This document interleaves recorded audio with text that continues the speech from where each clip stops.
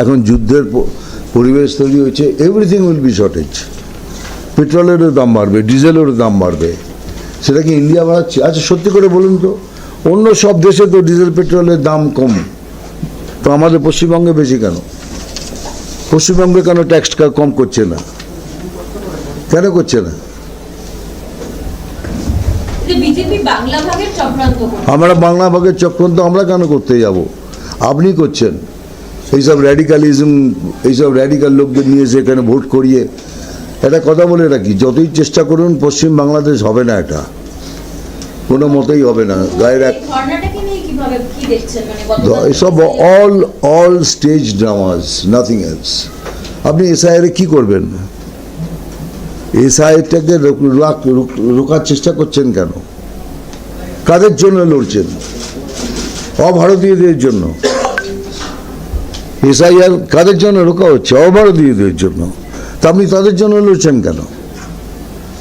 দেখুন এইসব লোকদের অ্যাকচুয়াল যাদের নাম আছে তাদের নাম উড়িয়ে দিয়ে এইসব লোকেদের নাম ঢোকানো হচ্ছে।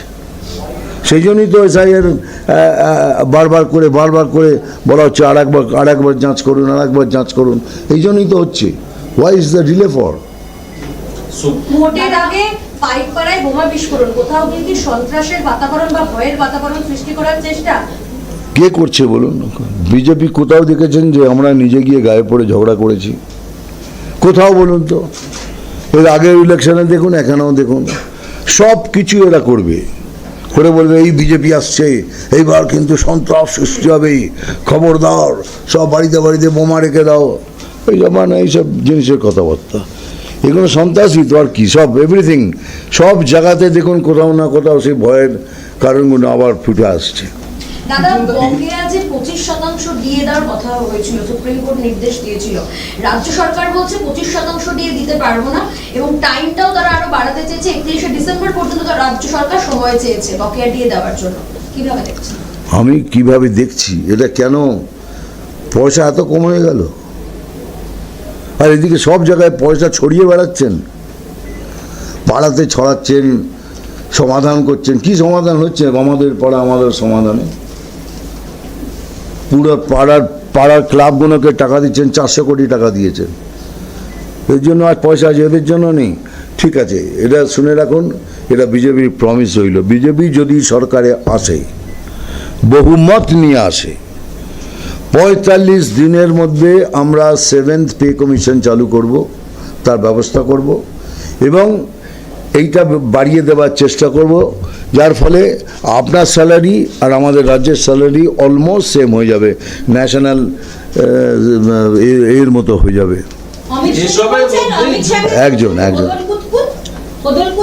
কলকাঠি নাড়ছেন, বাংলা ভাগের চক্রান্ত করছেন, এবং কেউ যদি না লড়াই করে, কেউ যদি কথা না বলে, তৃণমূল কংগ্রেস, মমতা বন্দ্যোপাধ্যায় বাংলার জন্য, বাংলার মানুষের জন্য ফাইট কন্টিনিউ রাখবেন।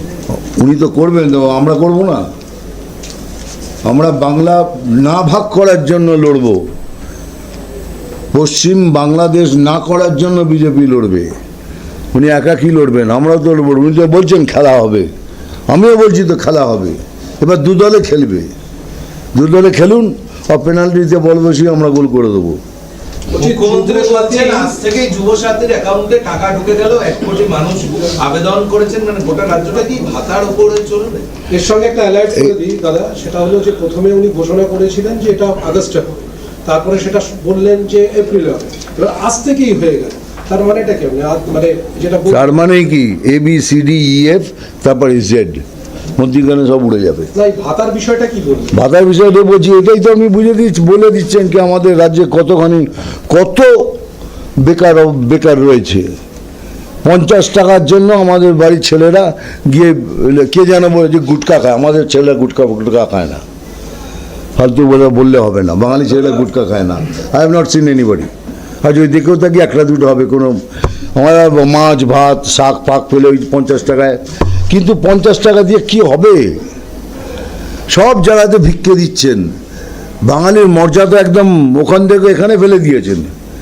বাঙালি যেখানে দাঁড়াতো, ব্যুরোক্রেসি পর্যন্ত বলতে হয় বাঙালি এসছে ভাই একটু সামলে কথা বল।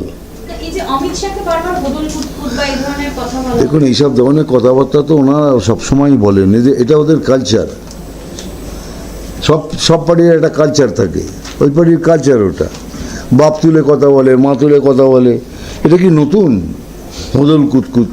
এখন আপনার মেয়ে বলে কিছু বলছে, যদি কিছু বলি তাহলে কি হবে?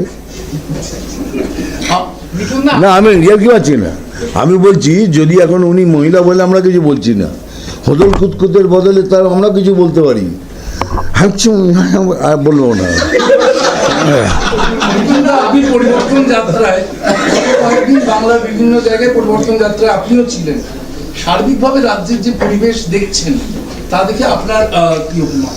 আমি বলতে পারি কি বিজেপি এখন অনেক টেরিফিক, খুব ভালো পজিশনে আছে, যেটা আমাদের মানে কি বলে অলমোস্ট একত্রিত আমরা অনেক, উই আর মোর ইউনাইটেড, যেটা লাস্ট টাইমে ছিলাম না। আর I am very happy, very hopeful.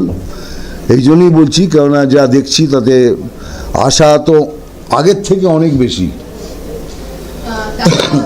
আর.এন. রবি নতুন রাজ্যপাল বাংলার, তাকে হুঁশিয়ারি দিচ্ছেন ধর্ণা মঞ্চ থেকে মুখ্যমন্ত্রী। তিনি বলছেন পশ্চিমবঙ্গ একদম অন্যরকম, বাংলাকে অন্য কিছু করার চেষ্টা করবেন না, তামিলনাড়ুতে যা করে এসেছেন, বাংলাকে আমরা কিছু হতে দেব না। এর সঙ্গে একটু অ্যাড করি, রাজ্যপাল বিজেপির ক্যাডার, প্যারেড করা ক্যাডার, এবং যিনি ছিলেন আনন্দ বোসকে ভয় দেখানো হয়েছে, মুখ্যমন্ত্রী বলছেন। কে ভয় দেখিয়েছে? মুখ্যমন্ত্রীর দাবি যে বিজেপি ভয় দেখায়। বিজেপি কেন ভয় দেখাবে? তাহলে এতদিন ছিলেন কি করে? তাহলে অনেকদিন আগেই উড়িয়ে দিতেন। এটা রাজ্যপালকে আমাদের মুখ্যমন্ত্রী বা কি বলে গৃহমন্ত্রী ভয়ের জন্য চুপচাপ বসছিলেন।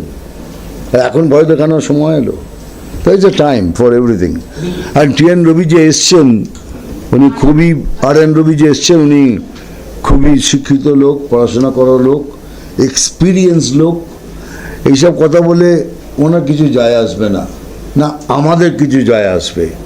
এইসব খালি হুমকি চলবে, প্রত্যেকবার চলেছে, এবারও চলবে, দেখি না কি করেন। আজকে ধর্ণা মঞ্চে মমতা বন্দ্যোপাধ্যায় ভবানীপুরে কিছু বৈধ ভোটারকে নিয়ে তিনি দাবি করছেন তারা বৈধ ভোটার, কিন্তু তাদের নাম বাদ গেছে, এবং তাদেরকে নিয়ে ধর্ণা মঞ্চে আজকে তিনি উপস্থিত হয়েছেন। তিনি বলছেন যে এদের নাম কেন বাদ গেল, স্পেসিফিক একদম ভবানীপুর থেকে, ভবানীপুর কেন্দ্র থেকে। কেন ভবানীপুরে ওনার সব থেকে বেশি ভোট কাটা গেছে, দাবি করছেন 60,000 ভোট কাটা গিয়েছে। ভবানীপুরে সব থেকে বেশি ভোট কাটা গেছে। ওখানে দাঁড়ালেন, নিশ্চয়ই হারবেন, 100% উইল লুজ। না, উনি বলছেন যে এক ভোটে হলেও ভবানীপুর থেকে আমি জিতবো। আচ্ছা জিতবেন, ঠিক আছে জিতবেন, অল দ্য বেস্ট। কিন্তু আমাদের মতো এতগুলো ভোট কেটে গেলে যে ভোটের সংখ্যায় উনি জিতেছেন এমনি হেরে যাবেন। বিজেপিকে সামাজিক বয়কটের কথা বলছেন অভিষেক ব্যানার্জি। বলুক না, বলুক, সামাজিক বয়কট করুন, তুলে ফেলে দিন, আমরা তো অচ্ছুত, তাই না? আমরা তো মানে আনটাচেবল হয়ে গেছি, ছোবেন না আমাদের। আপনাদের পাওয়ার আছে, আপনাদের সব কিছু আছে, করুন, whatever you feel like, it's a democracy, you can say anything. Bhabanipur থেকে মমতা বন্দ্যোপাধ্যায় যদি দাঁড়ান, তাকে হারানো কি সম্ভব? মানে আপনি কি বলেন? সম্ভব নয়, এটা সম্ভব হয়ে গেছে অলরেডি। যা ভোট কাটা গেছে তাতেই মনে হচ্ছে কি খেলা শেষ হয়ে গেছে।